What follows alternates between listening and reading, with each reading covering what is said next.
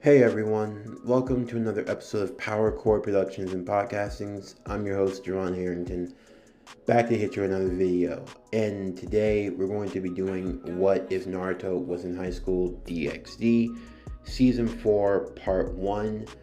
Before we get into this series, I do want to apologize ahead of time. I know that you guys were expecting a video to come out and a video did not come out. No videos came out yesterday.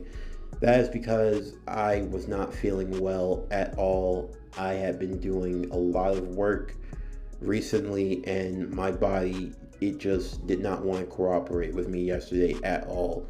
I was not feeling well. I was not doing well. I could hardly get up out of bed. I could not do anything. And I was just entirely bedridden. So I apologize for yesterday for not getting any videos out at all. We were supposed to start season 4 yesterday, but we didn't. And now we've got to start it today. So for this week, to make up for the time that was lost, I am not going to be doing any morning videos this week. It's just going to be Naruto High School DxD. That's just going to be the exclusives. We're just going to be wrapping up that series this week. We'll get back to doing everything else next week when we can. Again, I am truly sorry. Did not mean to, keep you guys waiting, but, yesterday was not really looking too good for me. Even today, I still don't feel all too well. I mean, this video that I had to make, it's really been basically abridged in a sense. I mean, it's not short or anything, but it's not your typical long video or anything like that. It's just something that's a little more simple and to the point. Not too much detail, but it doesn't need all that much detail. Since in the start of season 4, not a whole lot happens till episodes 4 and beyond. So, for this video, you can consider this the intro more than anything else. But anyway, for the uploading schedule for the rest of this week, parts 2 and part 3, the finale, that will come out tomorrow. Part 2 will come out tomorrow morning. After this video comes out, actually, I'm going to get some more rest and try to feel better so that, later on in the morning tomorrow, I can get things started and I can get the morning video out to you guys as well. And the finale will come out tomorrow night. That will be the end of season 4. And then on Friday, we're still going to continue with What If Naruto Was in High School DxD, the movie. So I do hope you guys will enjoy that series as well. We're going to be continuing Naruto High School DxD. We're just not going to be doing any of the morning side videos. We'll be picking those back up next week. That's just how we're going to be doing it for the meantime. I do hope you guys will understand. Again, I'm truly sorry. Didn't mean to keep you guys waiting or anything, but really just was not feeling well yesterday, and really just my body was just extremely tired. So again, hope you guys will understand, and I thank you all for your support along with supporting the channel, the series Power Core. You make the channel grow, you make the core grow. Like I always say, cannot do it without you guys. You guys mean everything, so thank you so much for your support. But without further ado, let's get into What If Naruto Was in High School DxD, Season 4, Part 1, Crimson Whirlpool. As always, sit back, relax, and enjoy the show.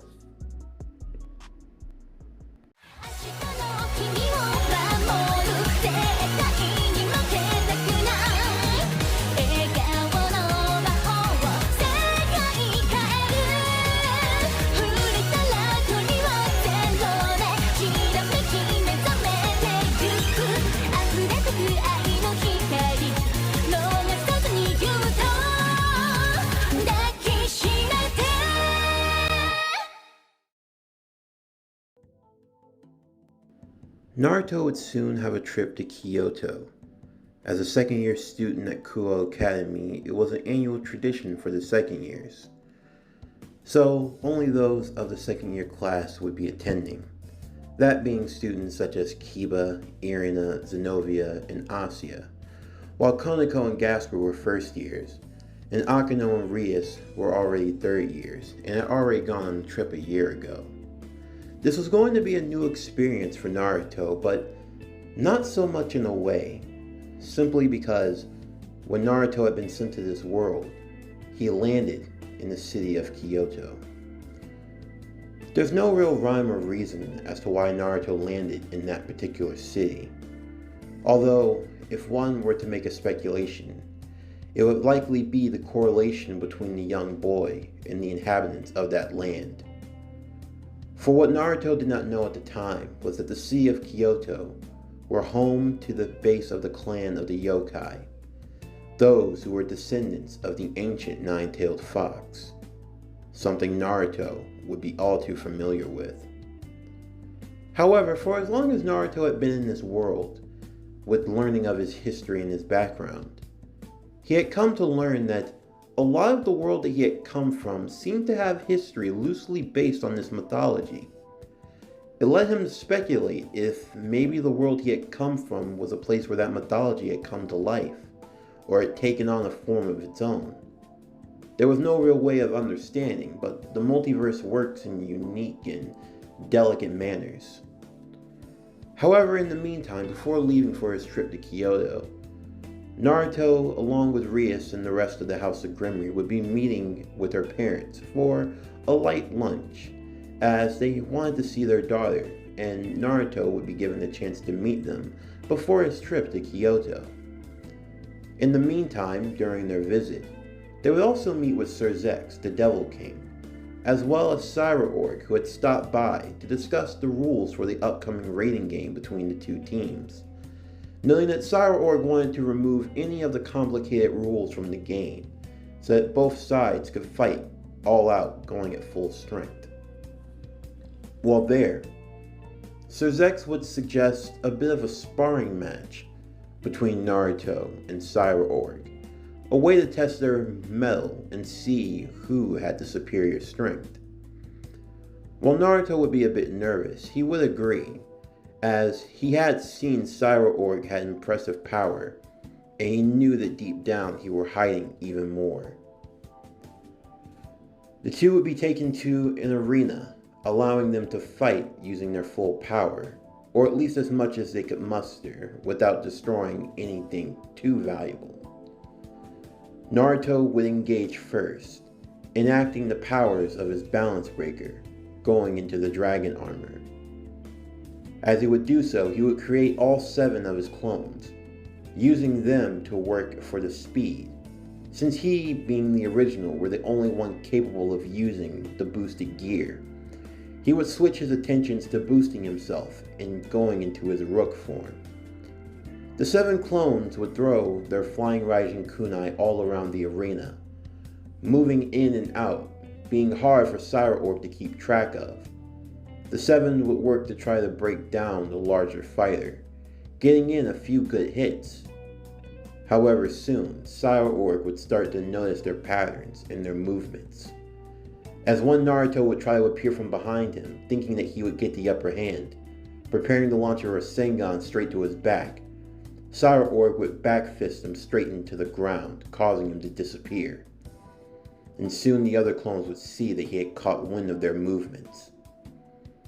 Hoping to create a veil, they would launch a wind-style air bullet into the ground, creating smoke and allowing them to use it as cover. However, Sairaorg would sense their movements through the smoke, and would systematically take out all the clones one by one. A few of them would try to form a line of defense. 2 of the remaining clones would create the Uzumaki chakra chains, wrapping them around Sairaorg and slamming him all around the arena, using the extra strength that they could muster from the Kyuubi, since they did have access to that power. However, Sairaorg would easily grab the chains and slam the 2 clones into the ground, causing them to disappear once again. Once Naruto had boosted himself to the max with the power of the Rook, he would go charging straight towards Sairaorg with a left hook, smashing it straight into his face and causing him to bleed a little. Sairaorg would be impressed and deliver a left jab of his own, directly into Naruto's gut, causing him to cough up blood instantly. Dreg would remark that Sairaorg were not born with demonic power, but still he had obtained this level of strength through hard work and training alone, meaning that he didn't half-ass anything. He must have trained until he dropped, and his efforts were proof of that.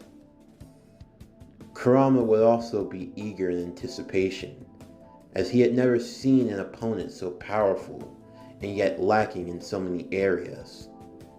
He couldn't help but imagine if he had been born with devil power, just how much stronger could he have become.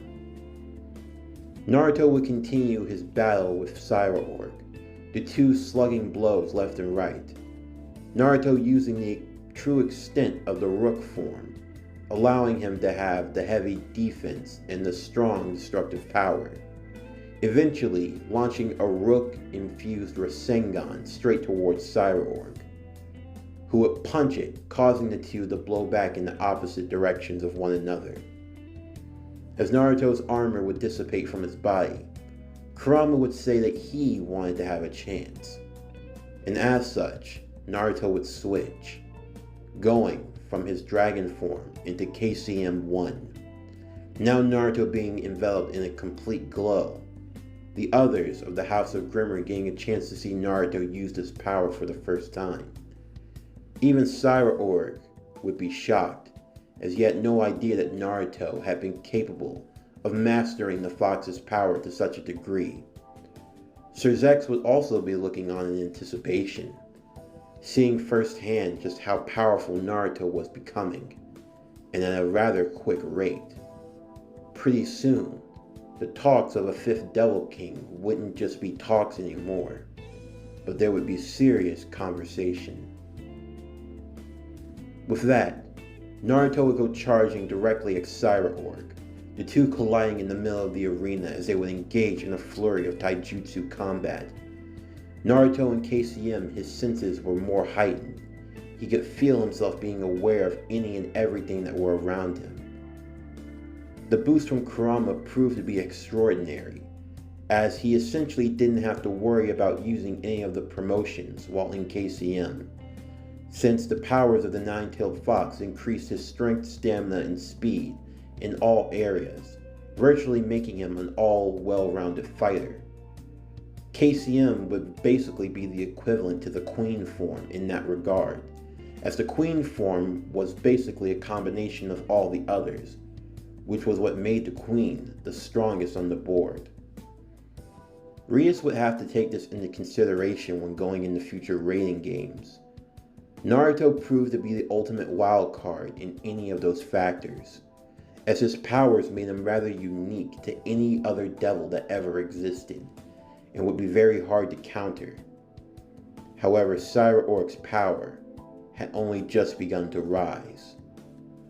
While in KCM, Naruto would get many good hits in on Sairaorg, even being able to create extra arms out of pure chakra to push Sairaorg back. However, his strength just continued to increase steadily. It was obvious that there was more to him than met the eye, and it seemed as though the two of them had not gone into their complete and full power. As Naruto would charge his Rasengan once again, not wanting to use the Wind Rasen Shuriken, as he didn't want to maim Sairaorg, but still he wanted to do enough damage to send a message. Naruto would send his infused Rasengan straight towards Sairaorg, Sairaorg charging his energy into his fist, the two getting ready to collide with one another, and as they did so, it would create a large shock wave, blowing everyone back quite a bit, and a few of the columns in the Colosseum would begin to crumble and fall, as the very ground of the underworld would begin to shake. Before they would go any farther, Sir Zex would call the duel a tie, noting that if they were to fight at any higher of a level, they might end up destroying the domain by accident. While Naruto felt as though he could continue, Sairaorg would tell him that he were on the precipice of gaining even more power, and that if he were, then he should take the time to train and get stronger, because he was going to do the same. Naruto and Sairaorg would shake hands, Sairaorg remarking that he had heard about what Naruto's dream was, and he thought that it was a fine goal, something that all devils could aspire to be. However, he would state that if Naruto were going to establish the 5th title, the 5th Devil King of the Underworld, then he believed that he should have a proper challenger for that title. And with that, Sairaorg would throw his hat into the ring. If Naruto truly wanted to rise to the ranks, to make the title of Hokage mean something, then he would need to face great challengers along the way. And he would be such a challenger, stating that whenever the time came for Naruto to ascend to Hokage, he would challenge him for that title in an honorable match. Naruto would agree, noting that the road to Hokage would be a hard one, but this was the path that he wished to take for himself. And with that, the two would agree to get stronger, as Sairaorg would tell the rest of the House of Gremory to train and become stronger as well, as he looked forward to facing them in the rating game, so that all of their dreams could come true. With that, they would... The next day, Naruto would prepare for his trip to Kyoto. Before leaving, Rias would make sure to give them some essentials that they would need while they would be traveling, as even though they were guests, they were still devils, and they had to be mindful of their surroundings at all times. Rias would give them a pass that would allow them to enter the shrines of Kyoto without any repercussions, as well as a promotion pass. This would allow Naruto to promote himself in case of emergencies. As everyone else had boarded the train and were preparing to leave, Rias would look at Naruto solemnly, knowing that she was sad that she would be missing him for a few days. However, Naruto would reassure her that he were never going to be too far from her, telling her to take out the kunai that he had given her long ago. She would do so. He would ask if she wanted a new one since it was kind of old and beaten down and a little rusty from all the times that they had been in battle and other situations. However, Rias did not want to part with it. Instead, she cherished it above all else, as it was something special to her. It was the sign of their connection in a way, the way of knowing that he would always be there for her. As such, she would give Naruto a kiss of goodbye, but also one of seeing you next time. Naruto would be taken aback by this, but would blush none the same, the two of them staring awkwardly before Naruto hurrying to leave. He would tell her to keep that kunai close to her at all times, and if she ever needed anything, he'd be there in a flash. With that, Naruto and his class would leave, as they would prepare for their trip to Kyoto. While on the train, Naruto would take time to meditate, as he had been told to by Azazel, telling him that he could obtain a higher level of power and could possibly solve the balance situation that he were dealing with. The boosted gear in the Juggernaut drive was fuel on negative emotion. If he could purge that negative emotion from the boosted gear itself, then maybe he could truly achieve the balance that was needed. Up until now, the power often fed on his own hatred and the own darkness within. If he could change to the light, then maybe he could find what he were looking for. While entering into the void, where Naruto would see the vestiges of the previous Red Dragon Emperors, many conversations would be had between Naruto, Dreg, and Kurama, the three trying to figure out a way to combine their powers, although it was easier said than done. Up until now, Naruto had simply treated their powers as two separate things. If he needed to go into a fight with dragon armor, he would fight with the dragon armor, or he would switch to KCM, but using the two together was easier said than done. They had seen what would happen if they did it the wrong way, that being the Juggernaut drive. But what was the opposite? That was something that was easier said than done. For Naruto, he looked at the situation as this. Kurama and Dreg were now two halves of a whole, although Dreg was taking the part of the yang, the part that Kurama had lost. It was like trying to put two puzzle pieces together that didn't fit. Or it was like trying to put a square peg in a round hole. It's not impossible, but it's rather difficult. Azazel would tell Naruto that if he looked at it from that point of view, that he needed to find a way to allow both of their powers to coexist and rise together, instead of tugging and pulling. If he tried to use them separately, he would never get the full benefit of the power. If he used up all of Kurama's power, all he would have left would be Dreg. If he used up all of Dreg, all he would have left would be Kurama. He had to figure out the balance. The two were two halves of a whole, and Naruto was the link between them. As Naruto would continue his meditation, he would be greeted by a young woman who would be within the void as well, one whose soul was able to retain its identity even after death. Dreg would introduce her as Elsha, one of the greatest female users of the boosted gear. Along with the male counterpart, she would refer to the one known as Belzard, a red dragon emperor who had been able to defeat the white dragon not once but twice. She would explain that she and Belzard had been aware of what Naruto had been struggling with, and that this were a special case. She would hand Naruto a box, however the box would not have one, but two keyholes. She would explain that since Naruto had been born, the power of both Kurama and Dreg had slowly been merging together, and that all of that potential energy had been stored. However, Naruto would need to be careful when unleashing it, for there was no telling what it could do.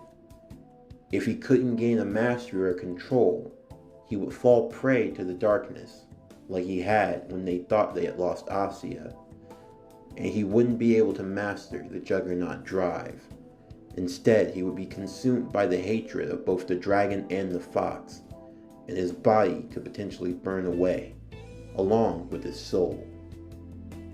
With that, Naruto would keep the box and keys close to hand, both of the keys being different in a way.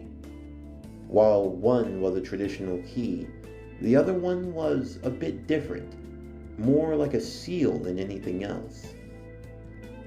Naruto, keeping this in mind, would thank her for the assistance, as she would say that Naruto were becoming rather popular for a red dragon, and that even though they couldn't be in the physical world, they could still see things through Naruto's perspective. With that, she would bid him a farewell, as Naruto would go back into the regular world. The class arriving to the train station, as they would stop, Azazel and Rosvaisa, who had been the teachers in charge of the classrooms, would tell them the rules and things that they should look out for while in Kyoto. With that, they would leave the children to their own devices, allowing them to go to their hotels and get accustomed to their rooms.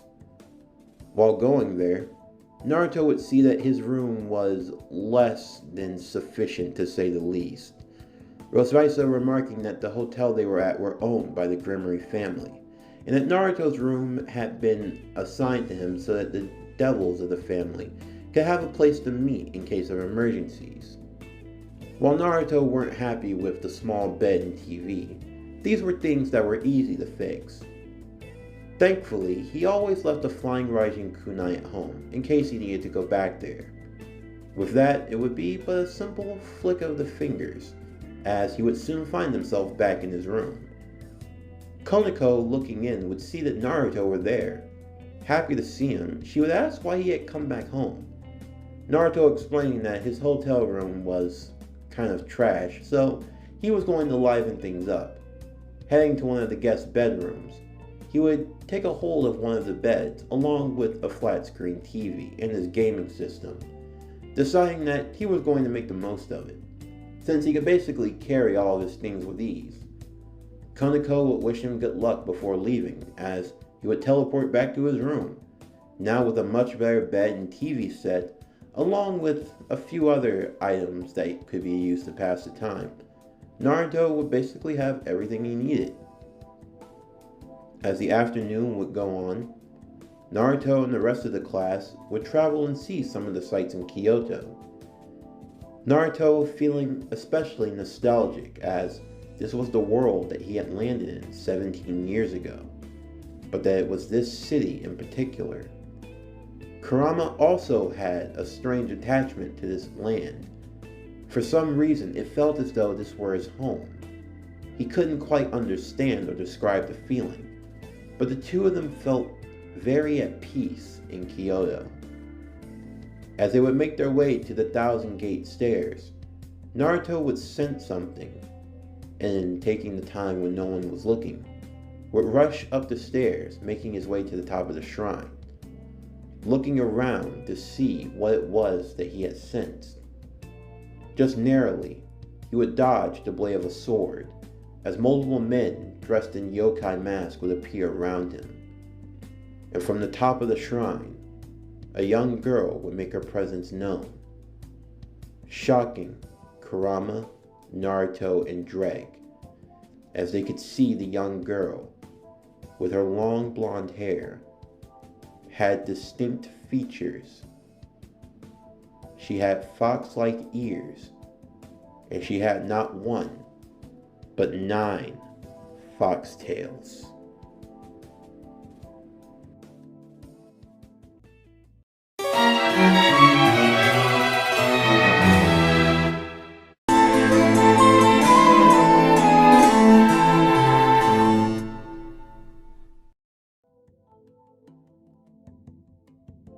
The young girl will look down upon Naruto with a confused expression. Sniffing the air, she would look down and ask Naruto just who he was, stating that she could smell the scent of the fox on him, but that she could also smell that of the devil. Naruto would try to explain that he were in fact the devil, but it were a bit more complicated than that. However, the young girl would not be in the mood, noting that she would find those who were responsible for taking her mother, and stating that Naruto should hand her back at once. Naruto would be confused by this, as he had no idea who her mother was. However, the young girl would send her guards after him, Naruto jumping into the forest area, as he would create shadow clones to take down the guards quickly, however, making sure no harm would come to them. Soon, Irina, Zenobia, and Asya would arrive as well, Naruto protecting Asya and keeping her out of harm's way, as the others would fight off the guards, soon pushing them back on the retreat. Kurama's curiosity would now be extremely piqued, wondering if there were other Nine-Tails in this world, and if so, where had they come from? What was their origin? Were they the same as him? Where was the sage? With all these questions and more, Naruto and the others would regather back at the hotel, telling Azazel what had happened, keeping him alert to everything, as Azazel would remark that it were most likely the hero faction of the Chaos Brigade, and that they would need to make sure to keep their eyes open in case anything happened. While in Kyoto, Naruto and his class, along with the other devils from the House of Sea Tree that included Saji, would be called into a special meeting area, where they would see Sairaorg Leviathan, Sona's older sister and one of the 4 Devil Kings. She would explain that she were in Kyoto on business, but that while she were here, something terrible had happened, that the leader of the yokai faction had been kidnapped, a 9-tailed fox. This would strike a chord in Kurama, now knowing for a fact that there was another 9-tailed fox, and that they had been kidnapped.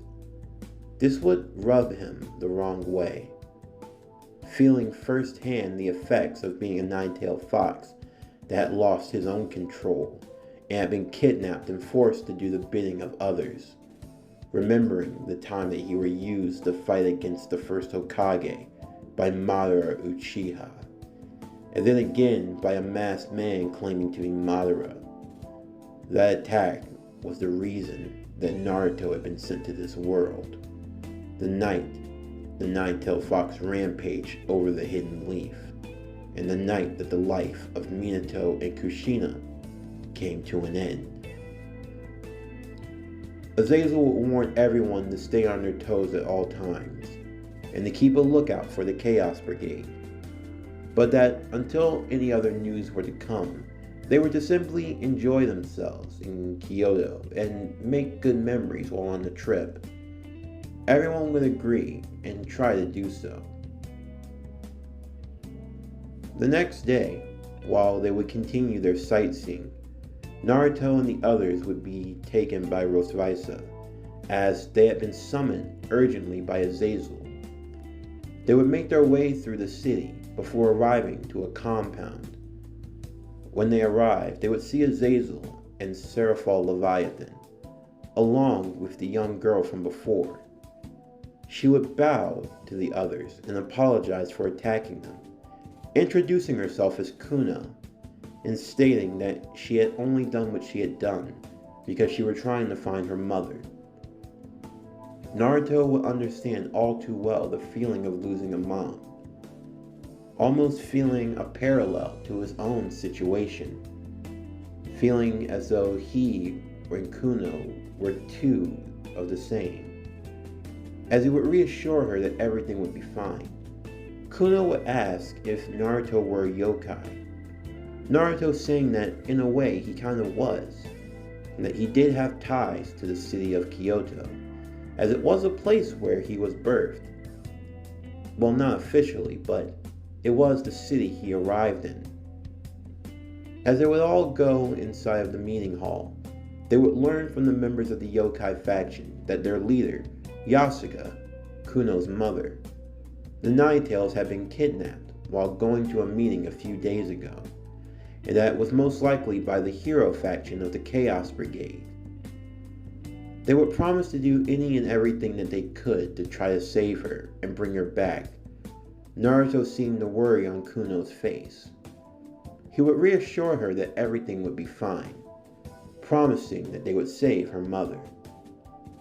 Naruto feeling particularly attached to this mission more than any others that he had ever gone on.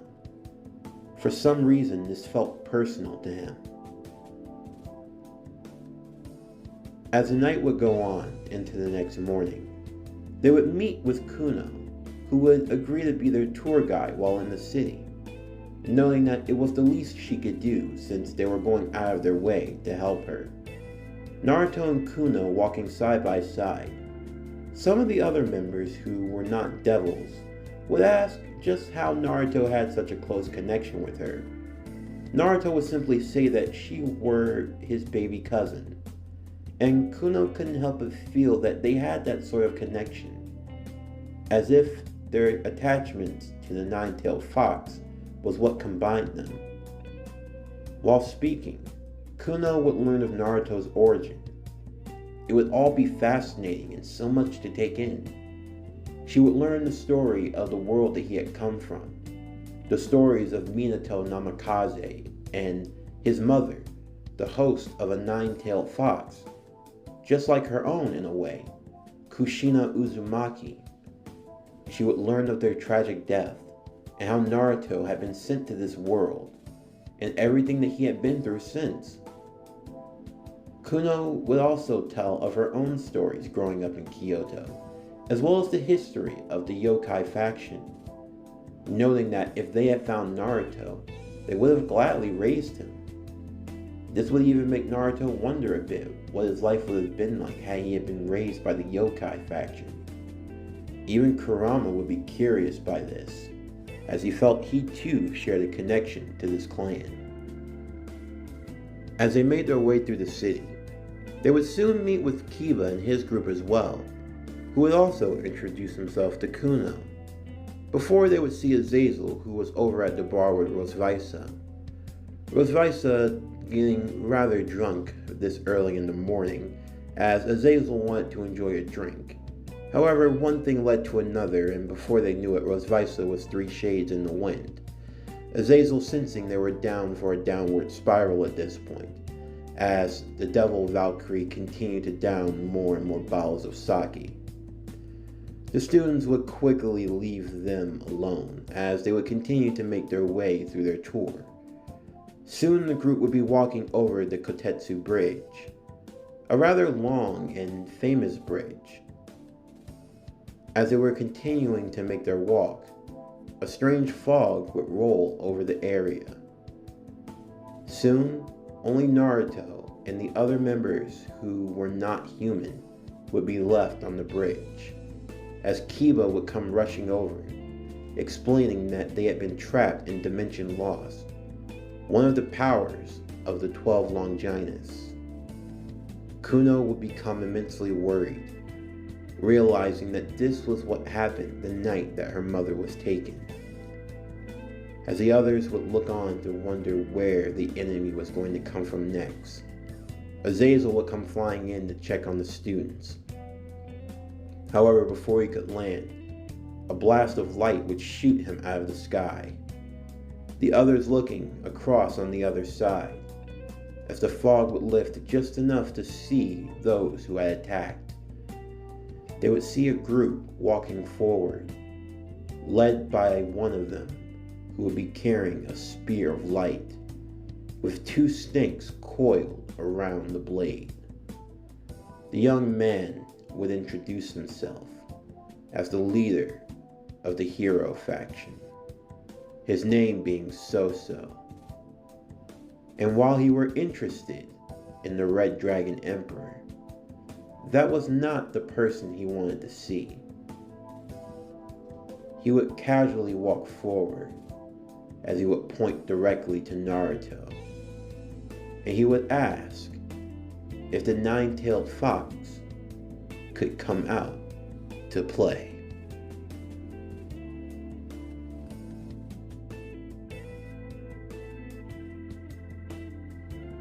This concludes What If Naruto Was in High School DxD, Season 4, Part 1, Crimson Whirlpool.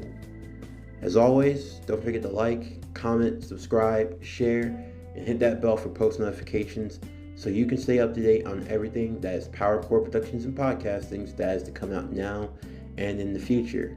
Stay tuned for tomorrow morning, where we will do Part 2 of What If Naruto Was in High School DxD Season 4, and the finale, Part 3, will come out tomorrow night. So stay tuned for all of that, as well as High School DxD, the movie. That'll be coming out on Friday, so that will be the schedule for the rest of the week.